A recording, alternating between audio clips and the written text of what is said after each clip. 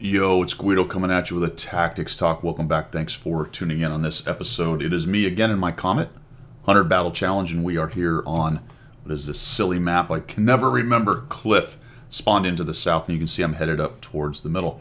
Right now, I am looking back. That's the view that I have on my tank while it's paused. And I am checking out the massive lemming train that we have going down the 1-2 line. Now, that's not necessarily a bad thing, but it can be. Looks like the T-29's following me. We've got a S-35CA, probably going to go camp, a Chaffee up front, and an M4 following as well.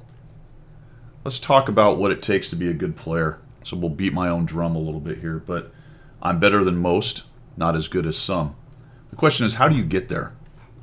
How do you get there? Well, it's got to be through careful aggression. You can run a 52, 53, maybe up to 55% win rate if you're really good as a passive player. But more likely 52 to 53. But if you want to get past that, you want to start averaging a good DPM in tanks and become a really good player, then you've got to be carefully aggressive, which means you have to have a plan. The plan has to be based on good decision making and intel, and then your plan has to adjust, and it has to react to the flow of the battle. So let's talk about how that goes during this battle for me. My plan, since I am relatively fast, top tier, in a 3-5-7. Good setup for me. I should have a good game here, depending on how it goes. The plan is go to the middle. I recently did a Tactics Talk map room on this map. This map is one of the few that actually supports all three sides and has good flexibility capability. The middle, the east, and the west, you've got to win 2 of those to win. You can win all 3, that's fantastic, but you need at least 2 of those to win, usually. All right, that's the general meta. There are always exceptions. So, but Guido, I saw a one-line push really dominate once. Yes, noted. It can happen. But in general, you need to win 2 of the flanks. So when I see what's happening here, my initial plan was get to this middle spot right here, poke through these bushes and see if I can get some free damage without taking shots back. Or at least counter guys trying to come up here and do the same to my guys. Keep them honest right here. Maybe get some shots on them. We'll see when we get there. That's the initial plan, and then I'm going to have to flex. I already know, because I talked about you've got to take into account what's actually happening, right? So if I am sitting at spawn and I say, I'm going to go to the middle and I'm going to fight there until I die and win the game. Well, okay, that might work. In general, probably not. But if you want to be a really good player, that's a great initial plan based on what I'm looking at here. Top tier, medium, relatively fast. But I've got to react. If I want to start pushing up that DPM, if I want to create shots for myself, if I want to force and create wins for my teams. All right, we're talking about everyone living in about 45 to 55% win rate. That's a fairly small, narrow band, but the difference in skill in that band is pretty amazing. So it's just a few decisions a game, really, that changes that.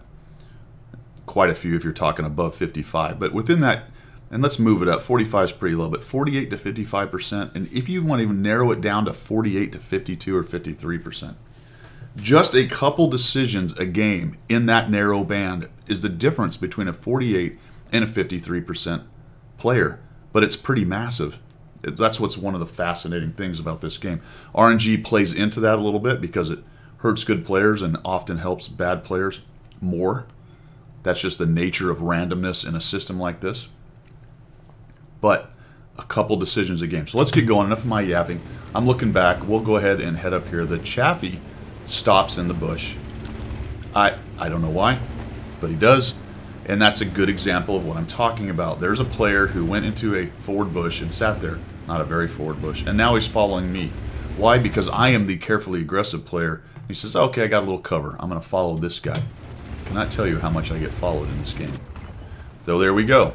Shot on him, there's free damage, 1 more while they react, and I pull back, and 1 more into the Leo, and I have 252 hit points of damage. Now I have 256 assist, accounting for 500 hit points before I take a single hit. I did not overextend. I took a small chance, a carefully aggressive chance, and I got some hit points off of the enemy team. That helps us out. Early hit points matter. So now I am looking at the battle. What is happening? Well, over on the 1 line, we've pushed in, as you usually see. I expected that. A couple tanks usually go around that corner and get into the middle. So now we are neutral in the center. We own the west, and the T-29, our best tank, is headed over to the east. What other SA do I have? An M7 has come completely around the corner and kind of stopped the T-29 until they deal with it. The S-35CA has gone to a strange position. He's right up next to me, but he's got a great gun, and if somebody comes screaming around that corner, that's going to surprise them. And their 4503, their top heavy, and their Leo, the Leo's in the middle here, and the 4503 is headed over to the west side. Where does that put the 34-2 GFT? Probably on the 1-2 line or up on A5. I can kind of, the word escapes me, but understand that that is one, infer. That's the word. I can infer that that's where that tank probably is. I know I've got the M4 here. I know I've got the Leo. So I am going to carefully and aggressively, careful aggression, look around in the center, being cognizant of the artillery. If the artillery starts raining on me, then I'm going to have to make a different decision. But for the moment, they do not seem to be interested in me. T-29 pushes in and gets the M7 out. He's also got an M4 improved that's got very aggressive. Now, I would call that not careful aggression on their part. Why two mediums would come screaming around the corner there and attempt to get that far over, I don't know, because they're completely exposed to the sniper hill. Interestingly, we don't happen to have anyone on the sniper hill.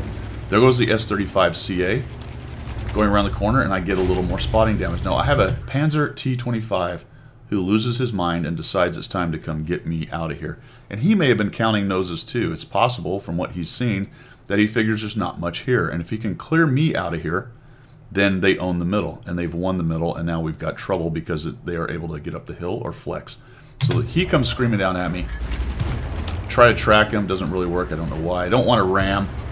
No sense in letting him get extra damage on the ram. He's probably going to die, so let's try to minimize. I take a hit from both M4s in the game, mine and theirs. Pretty typical of being forward. Something you're going to have to deal with quite a bit is that you will be shot by your own teammates who are sitting in the back, much like that M4 back there. All right, so let's look at what's going on. This game is pretty well in hand. The T-29 has a good game. He's already killed 3 people. He's rolling them up over there, but he's alone against a 4503, a KV-1, and an ARL. I had 2 choices right here. And it looks like we've also basically won the West as far as owning the area at E2, although we haven't pushed in. There's the T-34-2 GFT, so I've got that SA. The SU-100 is unknown. There's the Sturv. 304 is back in the back, and we've got the 3 heavies hanging over. That accounts for basically all of their tanks that we need to worry about, minus the 100. He's the wild card. Do not know where that guy is right now. So I can spin back around and come down low with the T-29 and worry about return fire, or I can take a slightly slower move and go up the hill. So I choose to go up the hill. T-29's in pretty good shape, so I didn't feel like he was in imminent danger. The S-35CA is covering him up, and I'm also interested in seeing if there's anything else either up the hill, which I doubt, or on the backside that I can find. So I'm going to head up here. The KV-1 goes down, and really the route is on at this point. It's 8-2. We've won all 3 flanks, and it's a case of, in this case, I don't have to go back. Now, what's going on the 1-2 line? T-29 is nearly dead, so I feel like had I do this over again, I'd have simply gone around the bottom and helped him immediately. Unfortunately, I did not choose that, but we'll come up here and we'll start shooting him. The good news here is he can do nothing about that. He's tracked. I have the high ground. Obi-Wan. Poor shot selection here. I get a bounce on a bad angle. Again, I try to track. That at least pins. I'm going to try to track him again. For whatever reason, I am completely and utterly unable to track. There we go. He fixes it quickly. Good on him. Go for the tracking. What? At that point, I should have just started shooting in the side of his turret. It takes me a while to actually do that. He points it, so I'm going to have to go to the top. I just accept the hit. I have the hit points to give, and we'll kill him off right there. And that is pretty much the end of the game. The Su-100 happened to be over on the west side down there. We got the 304. There he is. He's actually moved, so we'll find him. Drop a shot on him. Ouch. Drop another shot on him. Now, had I come around the bottom, I probably could have preserved my T-29 and kept him in the fight. So that is definitely an error on my part. But assessing the battle, having a carefully aggressive forward position to get to bring your gun into the game, not too far forward. Not too far forward. Don't YOLO, don't get exposed. And then playing your position smartly and then changing your position as required based on what's going on in the actual battle. And what I will end up with 1,969 damage with 4 kills. The T-29 has 2,455 with 4 kills.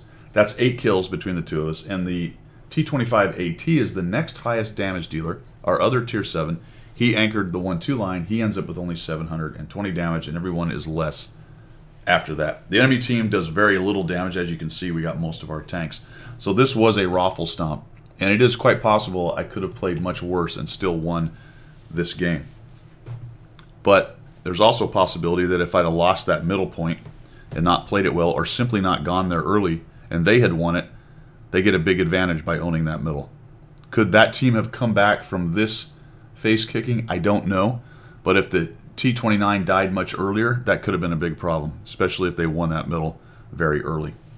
And these are just the decision-making things that you've got to start to work on if you want to be that player that moves up from 48 to 53, 52, 53%.